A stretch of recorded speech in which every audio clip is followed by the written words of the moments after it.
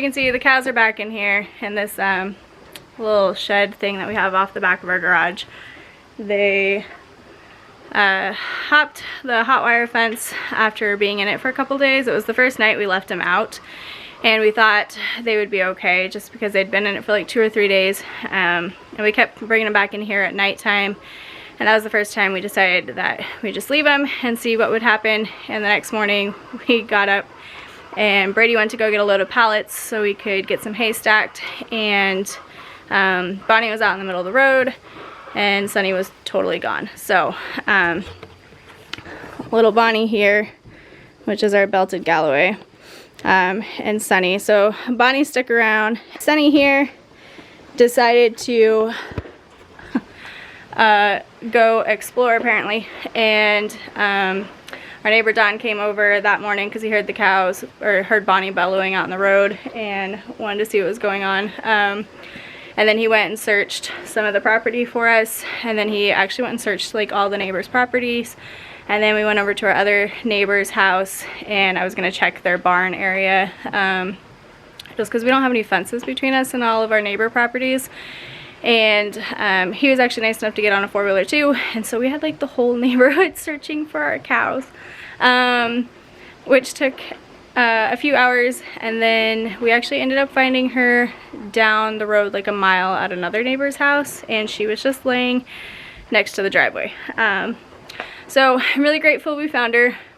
They're kind of becoming a little bit of a pain, but we're actually going to start our permanent fencing this weekend. So we're going to try to get at least all the T-posts and the corner posts put in, or at least lined up, and then we're kind of deciding whether or not to do hot wire. We bought enough hot wire to do 3 strands. We can also start on the perimeter, but I'm kind of tempted to make our permanent fencing like the permanent main pen around the loafing shed, using the field fence, like the woven field fence wire, just so it's something more permanent, more, you know, we can contain animals a lot better in it, especially if we get pigs and stuff. If we need to run them in there, then at least they can stay in too, or if we decide to get sheep or goats or anything like that later down the road. But it's a lot harder for animals to get out of, and hot wire just kind of, I don't know, they could probably get through it if they really wanted to. But what's wrong? You say good morning? Say good morning. Did you lose your posse? Where'd it go? He's been dropping his passies all over the property. It's not ideal that they're back in here, mostly because we're starting to fill it up full of hay. I'd like to get all the hay stored up before winter time. That way we're not trying to search for it in the middle of winter and then dealing with icy, crappy roads too. So, so far we've gotten, what do we get? I think we're up to like 90 bales. I'm hoping to get another couple loads in the next couple weeks and get this really filled up in here. And then hopefully by then we'll have the cows moved out and into whatever pasture. I think I'll throw up a photo of what we're thinking for the pasture. We are going to try to do like a main pen around the loafing shed, and then we're going to do a whole perimeter of the, it's about, I think it's 8.5 acres on that side of the road. So I want the whole thing fenced in except for our yard and like around our house. But we'll have that main pen around the loafing shed, and then I want to run like an lane from that pen all the way to the other side of the property, and then divide those into like the rest of it into separate pastures so we can do rotational grazing, and then they'll all open up into the main lane and then come back to the loafing shed. So that way we can open up one field, run them in there, they can stay in there for a week or two, run them into the next field, but they'll always have, you're just gabbing away, but they'll always have access to the lane, which will go back to the main pen, so that way they have shelter.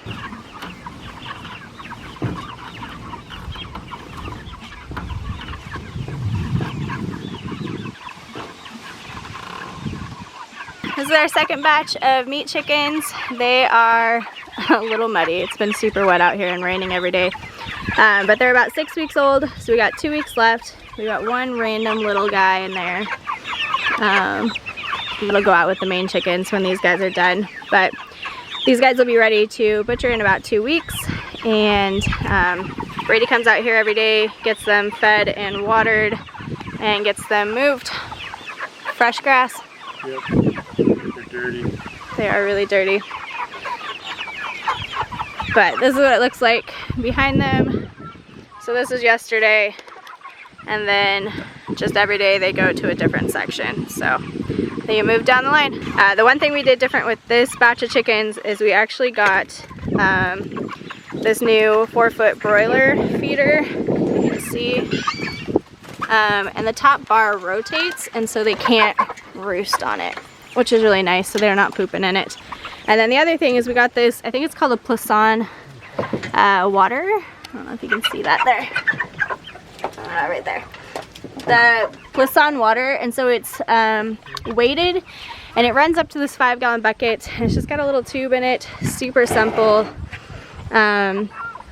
Drill the hole, shove the tube in, and then we just fill it full of water, and when the water gets low in it, it will fill up automatically on its own. So we've got our loafing shed out here. This is where we're going to start our fencing next weekend, and we've been working on the barn. It's getting there. There's a lot. Our loafing shed was completely built except for the posts, like the posts in there.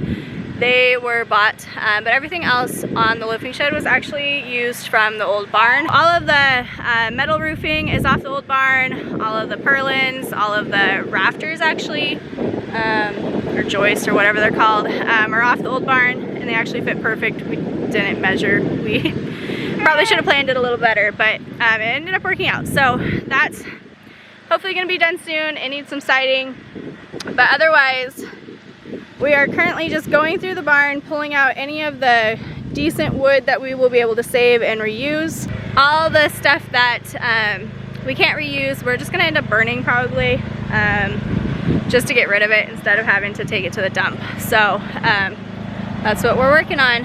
I think we're just gonna get an overview of the barn area while we get it cleaned up today, but yeah, we kind of just got a mess everywhere. We've got piles of wood all over the place. So our goal is to get it stacked up there in the area that Brady mowed yesterday for the winter time, and then next spring we'll be able to really go through it more.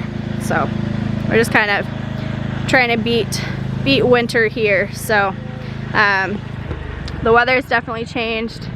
The trees are actually, some of them are starting to turn already, but we've mostly had like rainstorms every day and like the low 70s. So it feels like fall's moving in, and we're just trying to get our last big projects finished up before winter comes. So anyways, let's get started.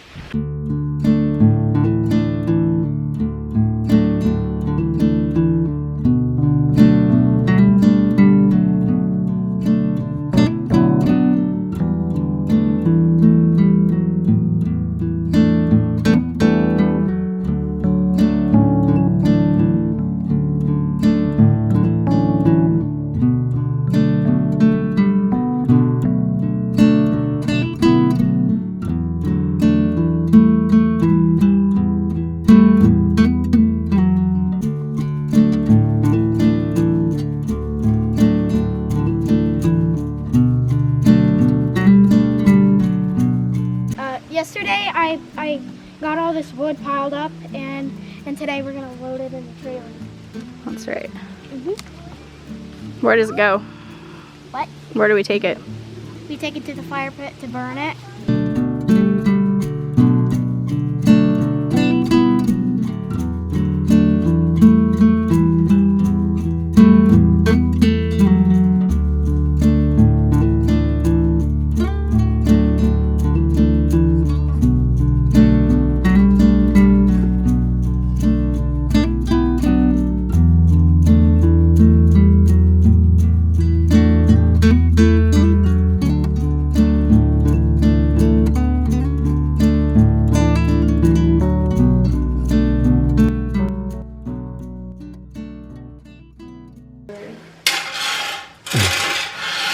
It's going to be a rough harvest. We're going to need all hands on deck.